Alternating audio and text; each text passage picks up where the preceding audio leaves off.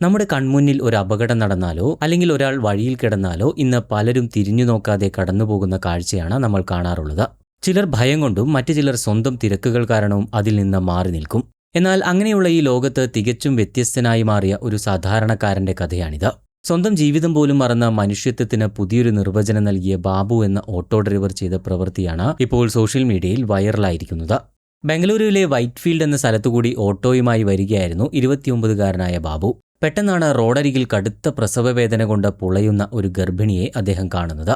പലരും അവരെ ശ്രദ്ധിക്കാതെ കടന്നുപോയപ്പോൾ ബാബുവിന് അങ്ങനെ പോകാൻ കഴിഞ്ഞില്ല. അദ്ദേഹം വണ്ടി നിർത്തി. ഒട്ടും സമയം കളയാതെ ആ സ്ത്രീയെ തന്റെ ഓട്ടോയിൽ കയറ്റി ഉടൻ തന്നെ അടുത്തുള്ള ആശുപത്രിയിൽ എത്തിച്ചു.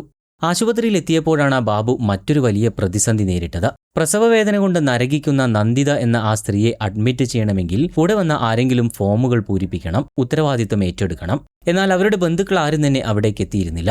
മറ്റാരെങ്കിലും ആണെങ്കിൽ ഒരുപക്ഷെ ഭയന്ന് അവിടെ നിന്നും മാറി നിന്നേനെ. എന്നാൽ ബാബു ഒട്ടും മടിച്ചില്ല. സ്വന്തം കുടുംബാംഗത്തെ പോലെ അദ്ദേഹം ആ ഫോമിൽ ഒപ്പുവെച്ചു. അവരുടെ മുഴുവൻ ഉത്തരവാദിത്വവും ഏറ്റെടുത്ത് ആശുപത്രി വരാന്തയിൽ കാത്തിരുന്നു.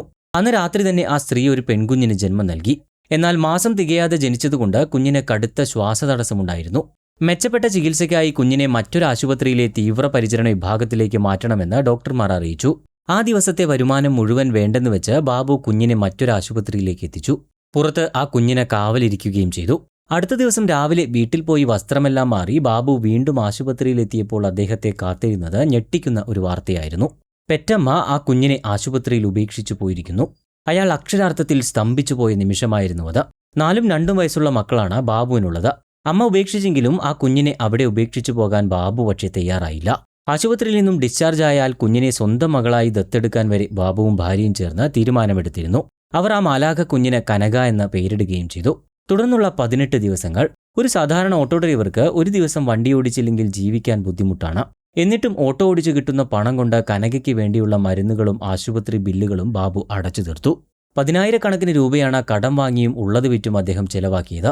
ദിവസവും സവാരിക്ക് ശേഷം ബാബു ആ കുഞ്ഞിന് അരികിൽ ഓടിയെത്തി അവൾക്ക് കാവലിരിക്കും. എന്നാൽ 18ാമത്തെ ദിവസം വിധി അവിടെ ക്രൂരമായി പെരുമാറി.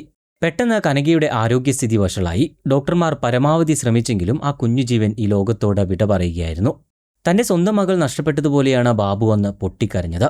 ആ കുഞ്ഞിന്റെ സംസ്കാര ചടങ്ങുകൾ സ്വന്തം ചിലവിൽ നടത്താൻ അദ്ദേഹം അനുവാദം ചോദിച്ചുവെങ്കിലും ആശുപത്രി നിയമങ്ങൾ അതിന് അനുവദിച്ചില്ല.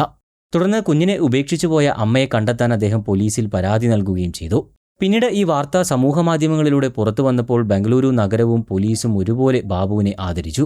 പലരും സാമ്പത്തിക സഹായവുമായി മുന്നോട്ട് വന്നുവെങ്കിലും ബാബു അതെല്ലാം നിരസിക്കുകയായിരുന്നു. കാരണം അദ്ദേഹം അത് ചെയ്തത് പണത്തിന് വേണ്ടിയായിരുന്നില്ല, മനുഷ്യത്വത്തിന്റെ പേരിൽ മാത്രമായിരുന്നു.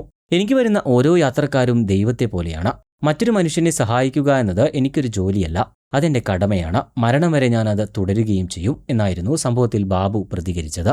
അപകടത്തിൽപ്പെടുന്നവരെയും വേദനിക്കുന്നവരെയും കണ്ട് മുഖം തിരിക്കുന്ന ഇന്നത്തെ സമൂഹത്തിന് മുന്നിൽ ബാബു എന്ന ഈ മനുഷ്യൻ വലിയൊരു വെളിച്ചമാണ്. മനുഷ്യത്വം ഇപ്പോഴും ജീവിച്ചിരിപ്പുണ്ടെന്ന് തെളിയിച്ച ഈ യഥാർത്ഥ ഹീറോയ്ക്ക് ബിഗ് സല്യൂട്ട്.